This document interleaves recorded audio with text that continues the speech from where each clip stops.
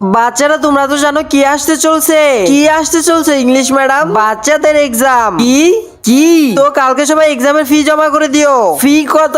5,000 টাকা মাত্র। এইটা মাত্র? মা থাক, আমি সামনে বছর পরীক্ষা দিয়ে দিব।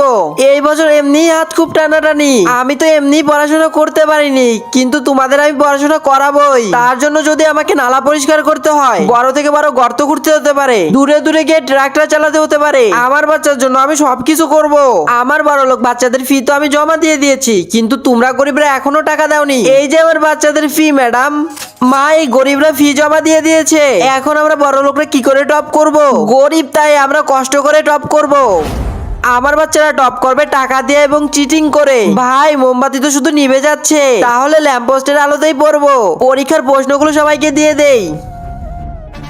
শুভকামনা বেটা, চলে আসুন। তার আগে দেখবো কারা শয়তানকে হারিয়ে মা বাবাকে ভালোবাসে। যারা মা বাবাকে ভালোবাসে তারা ভিডিওতে লাইক করে চ্যানেলটিকে সাবস্ক্রাইব করে দিবে, আর যারা শয়তানকে ভালোবাসে তাদের লাইক সাবস্ক্রাইব করতে হবে না, এবং কমেন্টে শেষে আই লাভ ইউ মা বাবা লিখে যাবে।